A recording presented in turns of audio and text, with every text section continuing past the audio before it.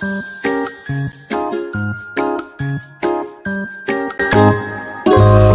dalam sistem pernafasan manusia ini terdiri dari yang pertama, rongga hidung, kedua rongga mulut, ketiga faring, keempat laring, kelima trakea, keenam paru-paru, ketujuh bronkus, kedelapan bronkiolus, dan yang kesembilan yaitu alveolus.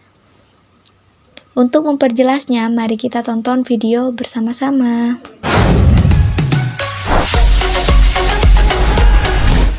Halo teman-teman, pembahasan kita kali ini tentang sistem pernapasan pada manusia, yaitu suatu sistem yang tujuan utamanya menyediakan oksigen untuk proses metabolisme tubuh.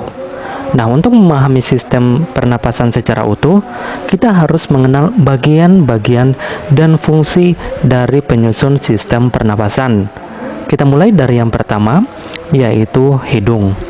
Nah, udara pertama kali masuk ke saluran pernapasan melalui lubang hidung dengan mekanisme inspirasi. Di rongga hidung, udara kemudian disaring oleh rambut-rambut hidung dari partikel-partikel debu yang menyertai udara yang masuk.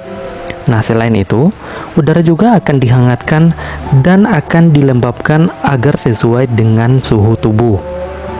Dari rongga hidung, udara selanjutnya mengarah ke faring, yaitu persilangan tempat jalur udara dan makanan bertemu.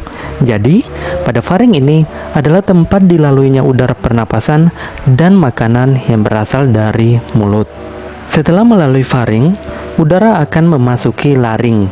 Di belakang lidah dan di depan laring terdapat epiglotis yang berfungsi mengatur masuknya udara dan makanan ke salurannya masing-masing. Ketika makanan ditelan, laring bergerak ke atas dan mendorong epiglotis sehingga menutupi glotis. Glotis ini adalah bukaan trakea atau tenggorokan. Hal ini memungkinkan makanan menuruni esofagus menuju ke lambung. Ketika makanan turun menuju lambung, glotis terbuka sehingga memungkinkan udara pernapasan masuk ke laring yang merupakan bagian atas dari saluran pernapasan. Di laring juga terdapat kotak suara. Suara yang dihembuskan dari dalam keluar mengalir cepat melalui pita suara, yaitu sepasang pita otot elastis di dalam laring. Suara dihasilkan ketika otot-otot di dalam kotak suara menegang atau kontraksi, yang kemudian merentangkan pita suara sehingga bervibrasi atau bergetar. Nah, suara tinggi dihasilkan dari pita-pita yang terentang erat dan bervibrasi sangat cepat. Sedangkan suara rendah berasal dari pita suara yang tidak begitu tegang dan bervibrasi secara lambat. Dari laring, udara masuk ke dalam trakea. Di dinding trakea ini terdapat kartilago atau tulang rawan yang memperkokoh trakea sehingga saluran ini akan tetap terbuka. Selain itu, terdapat epitelium yang melapisi trakea hingga bronkus. Epitelium ini ditutupi oleh silia pada permukaannya dan selapis mukus atau cairan lendir yang tipis. Nah, mukus ini berfungsi untuk memerangkap debu, polen, dan kontaminan-kontaminan kecil lain yang lolos dari rongga hidung. Silia ini berdenyut dan bergerak seperti ombak, menggerakkan mukus ke atas menuju faring. Tempat mukus tersebut akan ditelan atau dibuang dengan sengaja keluar melalui mulut.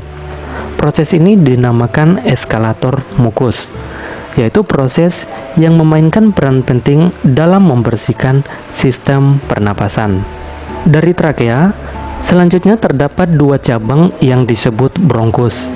Bronkus ini masing-masing mengarah ke salah satu dari paru-paru. Bronkus bercabang-cabang lagi di dalam paru-paru menjadi saluran-saluran kecil yang disebut bronkiolus. Udara kemudian memasuki alveoli. Kumpulan dari alveoli disebut alveolus, yang merupakan kantung udara di ujung bronkiolus. Oksigen dari udara yang memasuki alveoli akan terlarut di dalam selaput lembab yang melapisi permukaan dalam alveoli dan kemudian akan berdifusi dengan cepat melintasi epitelium ke dalam kapiler darah yang mengelilingi setiap alveoli. Sedangkan dalam arah yang berlawanan, karbon dioksida berdifusi dari kapiler darah melintasi epitelium alveoli dan menuju ke rongga udara untuk dikeluarkan keluar tubuh melalui mekanisme ekspirasi. Thanks for watching.